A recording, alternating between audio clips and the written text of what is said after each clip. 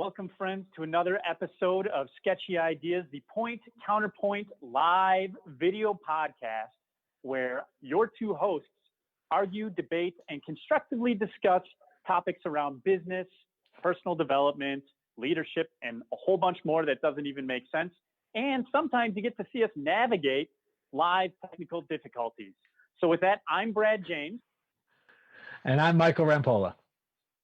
And this is episode, correct me if I'm wrong, voice of God, 13 of Sketchy Ideas. On today's show, we're going to dive deep into some tactical numbers around sales since we've been focused on this for a long time. But before we get there, we got to recognize our sponsors. Is that my turn? First sponsor, Brian's got it up. All right. First sponsor is Spirity. Spirity helps business owners and HR leaders overcome the obstacles to their success, whether that's coaching, training, consulting, strategic planning, or a little bit of behavioral analysis enabled by a database app that we built. All of those things are what we use to help you achieve your full potential. Spirity. Nice. And Cream City Marketing is the other sponsor of this live video podcast, where it's a 20-year-old marketing firm where we help businesses of small, medium-sized, and even large across the country with traditional and digital strategies and implementation. Beyond that, you ask us, we're problem solvers at the root of how we got to where we are. So if we don't know how to do it, we've built a network of somebody who does. And with that, I think we should dive into our topic of conversation, which is, Michael? Sales, and more sales. This is part 3 of our sales series. If you remember back in part 1, Brad took us through the sales process. Brad, what's the number one thing we need to remember from our first go at sales from your leadership? The first thing is have a process. If you don't have a process, you can't measure anything. Like, that's really the big thing around it. Awesome. Thank you. And if you remember in last time, we got into that process again. We kept it simple, but at the same time, we wanted to make sure that you were paying attention to the data that's in your process. So understanding what defines the difference between just a contact and an actual lead. What's the difference between a sale and real revenue? So understanding the differences and what puts somebody in different categories helps you stay focused on the right activities. So today, we're calling this Know Your Numbers. And I have to tell you, starting with myself, I'll be the first one to admit this. I didn't know my numbers when I first started getting coached as a business owner and sales professional. And so now I empathize every time I ask one of my clients, what are your numbers? What's your monthly revenue target? What's your monthly expenses that you need to cover to stay afloat? When they say, I don't know, I say, I get you. Because I used to not know, and worse, I thought I knew. If I didn't know and I knew I didn't know, that's one thing. But thinking I knew was the thing that actually had me running very fast toward a dangerous financial cliff before I realized what was going on. So we want to help you prevent and stay away from dangerous financial cliffs. I thought that's like the cartoons where it's Coyote and the Roadrunner. It was totally Coyote and the Roadrunner. Walks on air and Coyote falls down. So you were the I coyote, was definitely the coyote. I was the coyote with yipes. I've been there. Yeah. So let's help you, dear viewer, not fall down the chasm into the poof of smoke. So hey, and before Michael dives in, if you are watching this and you do have questions, do me a favor, drop them in the comments. Brian Omig, the voice of God, is going to be looking at comments. And if there are questions throughout this, we want to be able to answer those, if not today, at another point. So please, this is a really good tactical conversation to dive into. Absolutely.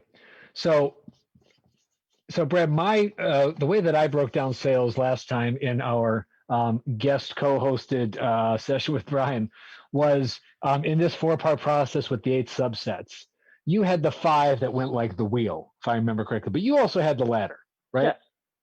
Yeah. So your ladder is actually almost a subset of the whole thing. So when we're looking at this traditional sales process that I'm going to just re-sketch up here, this is a linear process where I'm selling one thing. But your process is when I can sell more than one thing that enables me to sell other things. Is that right? That's correct. Yep. So when did you discover that when I'm selling, I can actually be selling more than one thing at a time? Like that's not a new insight, but I don't think that every salesperson thinks that way when they're going out to sell and talk to a prospect. Correct. And typically the reason behind why that is because they're incentivized to sell one thing or a small category of things. So the way most sales teams are built, especially in traditional or legacy businesses, is, hey, we have a core product and a core product, not a core offer. We have a core product, and that core product is what drives the business. And so if they don't hit enough of that stuff, or they introduce a new product, so they need to incentivize gaining market share with that new product. The other reason is typically then what happens is after those instances is the sales reps tend to get stuck in that route, because now, just like any smart business person, if it ain't broke, don't fix it type of thing. Right. They begin to stop looking at how to batch it or categorize it, or they get stuck in, can I do that or can I not? And keep in mind, most salespeople, and I say most, not all, most salespeople are not business owners. So they don't think like business owners, and they're not necessarily technical experts. They're the relationship builders. They are the charismatic people. They are the people who are out there building relationships, negotiating, talking through things, et cetera, et cetera, et cetera. And so for them, their whole point is, I don't want to have to understand cost of goods, cost of services, or profit, or all that stuff. All I care about is my commission, and all I care about is that I'm getting paid, and my job is to build relationships with potential clients or existing clients to get them to buy more stuff. So if I'm selling traditionally a product, program, a thing, that's different than selling. Well, it's not necessarily different than selling a service, but what I'm hearing you say is, don't sell a thing, sell a solution. Because that solution can be the package and the batch and the combination, right? Yeah. I mean, when we do sales training, you solve a problem, right? It's consultative selling. And the idea of selling a solution is it should solve a significant need or requirement or a want, right? And you as a salesperson, rather than thinking about it as traditional salespeople, think about it as, hey, this is why this is one of the most admirable professions there are, because you're putting yourself out there knowing you're going to get shut down most of the time, but you have a quote unquote moral obligation to sell your stuff to people if it solves a significant problem, right? It's actually from the Bible, believe it or not. Yeah. Sales is biblical. Noted. It is. So what I'm hearing it's interesting. I heard a really great audio the other day from Chris Lytle, author of Accidental Salesperson. And he said, it was on objections. And he said, don't, what did he say? Sell the person, not the object. Oh, I'm going to muck it up now. But the point was, respond to the person, not the objection. So because if I respond to every objection that looks like every other objection the same way, I'm missing what's really the need. So instead of selling the service, which starts from me, service provider, owner, salesperson, et cetera, my actual opportunity is solve your problem, which starts from you, which means now what I'm selling, the conversation I'm having, I've got many more opportunities to win. Yeah, that makes a whole bunch of sense. And it takes a reframing of things, because most people think about selling features and maybe benefits rather than solving a problem, because it's easier, because you're removing yourself from everything, right? And you're talking about the phone that I'm selling, or you're talking about the marker that I'm selling, rather than talking about, hey, you know what you told me you needed was a way to clearly show people on your wonderful live video podcast, Sketchy Ideas, that it would show up on the whiteboard, because those skinny markers don't do it for you. So you wanted a man marker, a big marker. That. Perfect. All right. So I just reframed. That was my reframe, since we're sketching. All right. So I always hear the classic. So we can start from either end, but I love talking about this idea, which I call flipping the funnel, which is, don't start from activity, start from outcomes. Which I know when you build the ladder, you start at the top, not at the bottom. Is that right? Most of the time, if you can, yes. All right. if So it's available. what's an example of a top of the ladder or ultimate offer that? So we're gonna do kind of an imaginary case study today. So let's build an Acme company today. What's the thing at the top of Acme's ladder that they're going to sell? So an easy thing that we could do is we could talk about it in 3 or 4 different levels. If you want me to build it out. Yeah, let's go for it. Okay, because this might be the best way to show it. And this will work for everybody, which is why rather than talking about a specific company, we can actually talk about it as 1, 2, perfect, 3, 4. All right. All right. Typically at the top of most value ladders, you have a done for you, right? Got it. Which means we will just solve the problem for you, which means you don't have to worry about anything. You don't have to commit any time. All you got to do is write us a check, right? So typically, I love the sound of that. Yeah, $4 signs, right? Got it. Okay. So whether it's, hey, if I'm selling a product to you, guess what? I will actually come in and run it for you if it's solving them. Like, think of a factory. They're buying a CNC machine. They don't have an operator. They don't even want to deal with recruiting an operator. There's a lot of manufacturers of machinery now and heavy equipment where they will offer a done for you, where if this is a done with you, right? Like, this is the equipment and plus training, right? Done with you. Got it. Okay. A little less, because now I'm not worried about the manpower. You're supplying the manpower. I'm just training that person and supporting it, right? Makes sense. Yep. Then there's just the, like, here's the tool, go figure it out, right? Got it. And then if there's not that, right, then it might be a, hey, here's the how it works. We'll train you on, like, understanding this tool and all the stuff that goes into it, but you got to figure out what tool you need, how to train it, how to implement it into your stuff. Got it. So the $2 sign is like, here's the pre-made kit with instructions. So it's like the pre-kit DIY. I'm still doing it myself, but it's like when I do those meal plans where everything shows up, it's already cut, portioned. Here's the instructions, and all I have to do is put it in a darn pan. Yeah. So here's an example. We'll talk BPODs, right?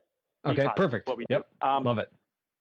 And our avatar is, we'll talk middle school teachers. So we will supply them with hey, how to implement bees in your school. Here's some curriculum. Got it. Guess what? Here's the beekeeping kit that you want, that you've asked for, so you can engage your students outside. Here's the system and the equipment, plus a little bit of training to go along with it, and regular support and education. So you're still doing it, you're still teaching, but we are supporting you with regular coaching and support week by week, or when you need it. Maybe this is building out custom curriculum that you're going to teach, or here's the done for you, where you will get one of our beekeepers who will come out and do the service in person potentially, or do it online. They'll take care of all the teaching along with one of our educator professionals. We'll send you the equipment, you just run it. So, I mean, that's one way to look at it, right? Okay, that's equipment, service, and support. Let me make sure I got this right. We just went from, here's an instruction sheet, to I'm sending you a beekeeper. Yeah. Is that about right? I mean, that's full service breadth of scale right there. Okay. Here's the definition of beekeeping, to I'm sending you a beekeeper. I love it. Now that's beautiful. Yeah. All right. So let me use your example, if we can, just for a minute now, because now we've got something semi-tangible. Is there a cost to the level 1, the how to pay, instruction manual? Cost. I'm sorry. If I'm the teacher, do I have to pay for that? If we're not talking about lead generation, right? Right. Then you'd add. That's level 1 before that. Yep. Right? Free thing. Yep. So this is your free thing to get them in the funnel, right? Right. Whatever that is. Typically, it depends on what that is, but this is just your lead generation phase. So got it. If we build a funnel, typically there's at least 4 layers for most businesses, irregardless, right? So let's we could talk about let's talk about a car dealership, right? Okay. A car dealership, hey, they're going to run an event where they want you to come in, right? That's your free thing. Come get free coffee, free test drive, cookies. or Yeah. Yep. Here's your sheet, and instead of it being money, now you're putting in time and energy as a resource from a customer standpoint, not necessarily cash. Got it. That's my customer investment. That makes sense. Yeah. Yep. Then there's hey, you want to just lease a car?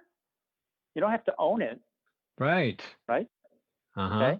I like it. Or you could rent a car, right? Got it. Then there's hey, here, buy your car. And then guess what? Here's a couple different ways, right? Chauffeur service, or buy your car. Here's your car and your driver. Yeah. Yeah. Plus, hey, or better yet, now a lot of car dealerships, if they're selling new cars, you get the car, plus you also get the warranty and a service for an X number of years. Right. We're going to service the car. We're even going to come pick it up. We'll give you a rental while we're working on. Right. That's the full thing. I get it. That's a different. That's $4 signs for sure. Totally different edge of things. You talk about McDonald's is an example that people talk about a lot, right? Mm-hmm. Like free is they draw you in with the Monopoly game. There you go. There's your lead magnet, right? Nice. Here's the I don't know about this one, but they I don't know if you recall, but back in when McDonald's was getting started, they used to try a whole bunch of promotions where you paid when they first brought in shakes and stuff. When they introduced ice cream, it was pretty cheap to just pull people in, right? Then the core offer that they were selling there was the hamburger. Right. Then it's, would you like fries with that? Upsell. Yep. Right. And then it's, hey, you want the Happy Meal? Now we're into value meals. Yep, that makes sense. Yep. All right. So every business works this way if you are intentional about it. Okay. So I had the opportunity to build my business that way because I think what you're pointing out is there's multiple paths to success when I think of my business as a sequence of layered offers. Very much so. Yeah. All right. Yep. So let's do this then. So let's pretend you're the salesperson. Let's use nice round numbers to make it easy. Let's say you need to realize your monthly expenses, you're even.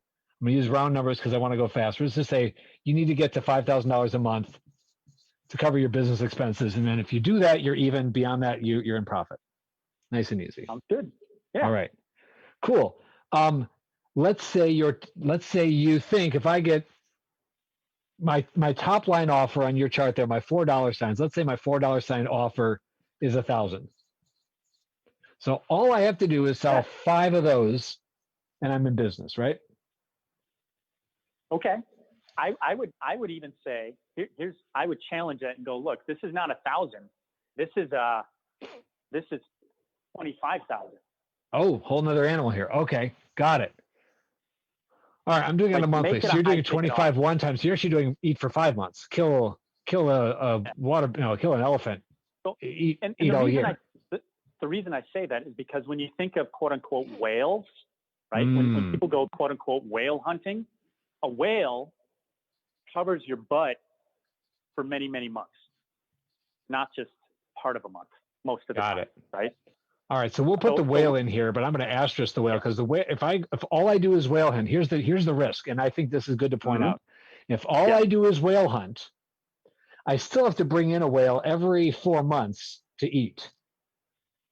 Right. If I'm ignoring all the sea, I'm going to go into this. If I'm ignoring all of the seals and even the trout on my way to whale hunting, the trout, right? Whatever. What would it be? What would be in the waters around the whale? Whatever the whale's eating, they're all there. If I'm whale hunting, I'm around things that whales eat, which means there's a lot of food I could be bringing in, but I'm not. I'm whale hunting. Ahab. Tuna. And if all I'm doing is whale hunting, then I got to be really good at whale hunting to keep eating and feeding family, right? Yes, you do. Yeah. Which I feel like is a risk until I get the hang of let's start with some fish and some seals. Mm-hmm. All right. So let's say I got to get to 5,000 a month. $1,000 sale times 5, I'm there. Yep. I love that when I talk to salespeople who are in traditional formats, they say I got to make 100 calls, right? You've heard this, right? I got to make 100 calls a week. So many times, yes. Now, 100 calls a week would translate to 400 calls a month because we're operating in months.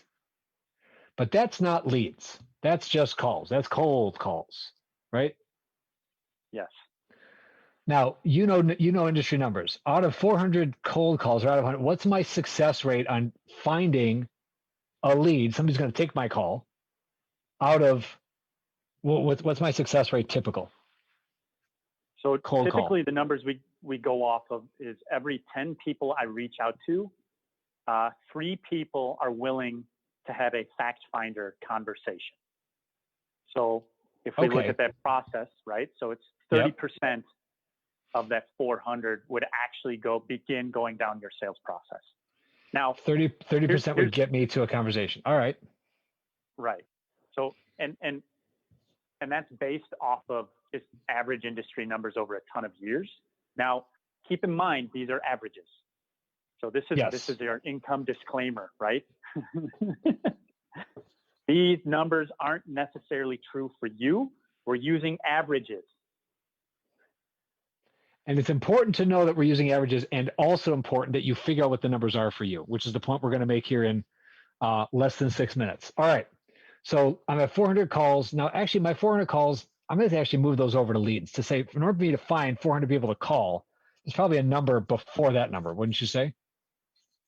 Totally. Yeah. That's where the free stuff comes in. That's where, if you're just picking up a yellow phone book and scrolling through and calling everybody in it, you're probably going to get less than 10% even talking to you. Now, here's the thing that I often hear. People talk about calls, but that's 400 calls a month. Now, that might be the same 100 people 4 times. So you really got to know when you're analyzing your numbers, using the same units of measurement all the way throughout. 400 calls could be 100 leads.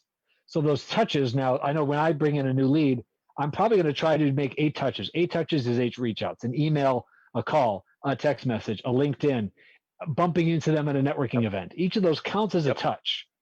So per lead, I'm going to say 6 to 8. So I'll use 6. I'll use 6 touches just to get to a meeting. And that's your fact-finding meeting, right? Yep. And folks, if you remember from last time, this is where I'm trying to find, is there a match? If there's a match, we're at the go sign, and now we have a prospect. Brad, of people who I have identified I could actually help them, how many of them are going to actually ask for or be interested in looking at a proposal? We might agree I can help, but they're not actually buying, or they're not actually interested in continuing this conversation. They fall off for one reason or another. Well, so depends on your sales style, right? But typically I say, especially if you're an early sales rep or you're trying to figure this out, every person who you go through a fact finder with, you should make time or find a way to get a proposal in front of them. So it'd be 3 and 3, just so they can see it, right? Got it. And if you've done your job in that fact finder, you will get them intrigued enough to want to see the solution, even if it's not a good fit. Got it. So 3 meetings should get me to 1 prospect and 1 proposal. At least. If not, those 3 meetings should be, they want to see it. But then I think the question you're probably asking is how many of them are going to buy? Well, that's ultimately the question, right? So now right. Is that where we get to the 1? Yeah, that's the 1. All right. So generally speaking, it looks like in order for me to make $1,000, I need to have 3 qualified prospects. In order to get 3 qualified prospects, I need 6 touches times something like 400, something like 100 probably, just to get me, because you were 10 to 3, and that's 2 threes. So it's actually 20. I need 20 good leads. See how this gets complicated quickly, folks? 20 good leads, touching them a heck of a lot, gets me to, Brian, don't quote that, gets me to 3 meetings, should get me to a proposal, and of those, hopefully one of them closes. Yes. All right. I don't know how long it takes you to make this many calls and this many meetings, but this looks like a whole lot of time at the front end of my month. or any given week. That's why it's a cycle, right? It's a flywheel, because you're also, what we're doing is this is where it's an art and a science, right? And when you talk about art and science, we're talking about the science with the numbers. And yeah, if you've been doing this for 3 to 5 years, like you're in it, you've been doing the same thing every week, and it works like a machine, then yeah, the numbers are going to work, right? Right. But if you're just getting started up, all of those touches, you're combating timing, you're combating the fact that you need to learn your language, you're combating the fact that you're trying to understand the offer and what you're putting together for them. You're trying to figure out how do you set the approach to make sure they're willing to get in front of you. You're like, there's so many variables that it takes practice. And it's like, because a lot of salespeople who we work with, they've played athletics at some point in time. So I go, hey, or they've been in music, right? So how many times did you have to sing that song or play that line of notes on your instrument, or run a layup to get perfect, or improve your free throws, or throw balls over the plate if you're pitching, or like, it doesn't matter what it is. Right. Practice, practice, practice, practice, because you have to refine it for yourself. Even if you're given red letter language, because intonation matters, the words are good, but how you speak it, like, so just understand that this whole thing, this ends up being the backbone. The numbers end up helping you understand how to make this backbone work for you. But then it's up to you to figure out how to actually go and implement it. Absolutely right. Here's the thing I want you to take away, folks, from this combined idea here. As Brad said, and actually I'm going to do a callback to Brian, insert episode number here, avatar building. If you're an early stage company, you don't have the data, right? You're going on imagine you're prototyping, right? If you have an established company, you should have these numbers. So start with our averages if you don't have your own. Once you start this activity, track your data, know your numbers, because here's what I want you to pay attention to. There's a lot of inefficiency in these numbers, but there's therefore an opportunity to find efficiency. I also don't want you to think my average sale is 1,000, but in reality, if it's not, if you're at 750, 5 sales and you're not over the line. We go to Brad's sports analogy. I was a fullback, and my coach said, the difference between 3 yards of carry and 4 yards of carry is we're punting or we get first down. That little bit per makes a huge difference. So that $900 sale, because I gave a discount, I don't make my number at the end of the month, even at 5. So pay attention to all of these things. Somewhere in your current data, in your current process, is an inefficiency. It's not even a filter in your funnel. There's a hole. There's a sieve. That's a problem. And when you can figure out what it is and close it up with a better process, a better solution, a better technique, sometimes just knowing your numbers matters. Better quality in at the top gets you faster to the bottom. All of these things are opportunities for you to make more and better sales, deliver more of your great product to more of the people that are going to benefit from it. Back to Brad's moral obligation.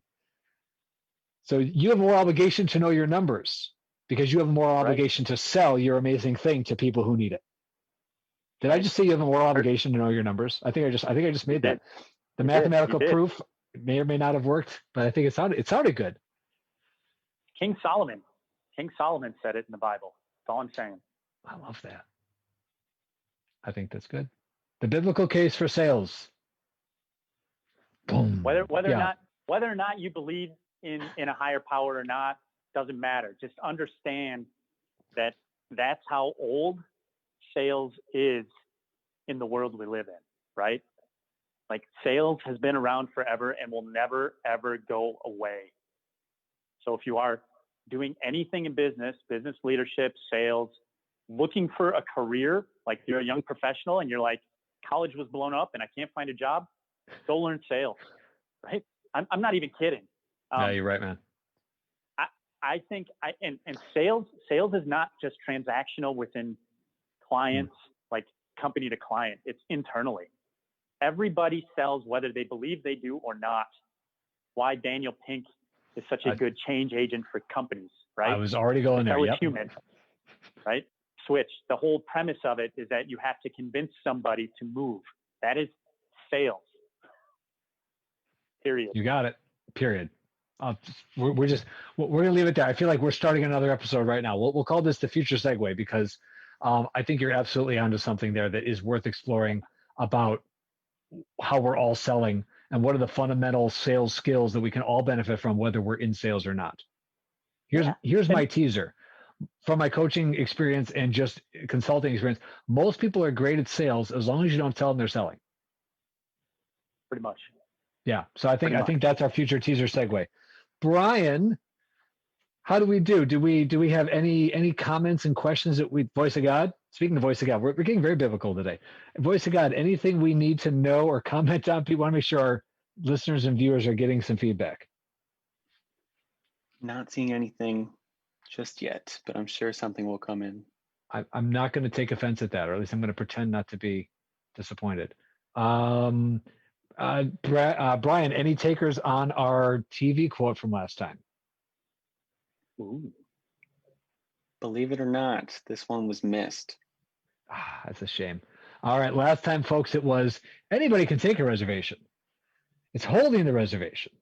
That's what's important. That's a Seinfeld line, and if you don't, it's one of the best episodes ever. The whole thing takes place in the waiting lobby of a Chinese restaurant, and the premise is how could you actually do an entire episode in that one location? And it's genius in writing and direction. Anyway, all right, Brad, I think we're out. Are we out? I think so.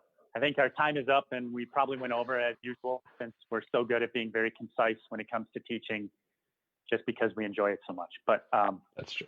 I think as we go, hey, friends, do us a big favor. If you enjoy this content, if you like it, share it with a friend, share it with a colleague. If it's interesting and you want us to dive deeper, tell us. We've got some resources coming for you in the next couple of weeks. The website's almost built. Until that point, hey, keep sharing, keep thinking about sketchy ideas. But before we leave, we've got another. I want to mention our sponsors again because we haven't been doing it. So with that, Michael, this one's you. Spirity. Overcome your obstacles. Reach us at spirity.com. That's right. And I'm with Cream City Marketing, where we help small and medium-sized businesses get to where they want to go. This is the stuff we talk about constantly. And Michael helps out with coaching people past the mental barriers of this stuff in a lot of ways. So ping us, go to those sites. If you got questions about that stuff, reach out to us. But until next time, just remember, because it's a sketchy idea doesn't mean it's not worth exploring. With that, I'm Brad James, and we'll see you next time. I'm Michael Rampola. Take care, everybody. Take care.